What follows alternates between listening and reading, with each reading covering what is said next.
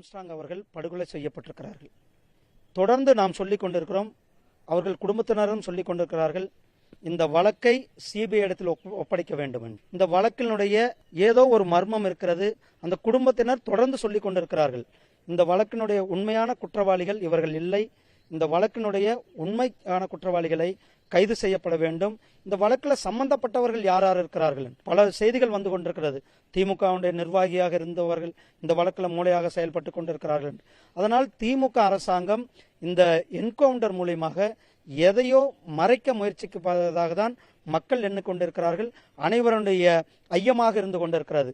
அதே நேரத்தில் ஆம்ஸ்ட்ராங் அவர்களுடைய படுகொலைக்கு உரிய நீதி கிடைக்க வேண்டும் என்றால் இந்த வழக்கை சிபிஐ இடத்தில் ஒப்படைக்க வேண்டும். அதே நேரத்தில் இந்த எக்ஸ்ட்ரா ஜுடிஷியல் ஆக்டிவிசம் என்று போலீசார் தன்னுடைய சட்டத்தை கையில் எடுத்துக்கொள்வதை எந்த விதத்திலும் நியாயப்படுத்த முடியாது.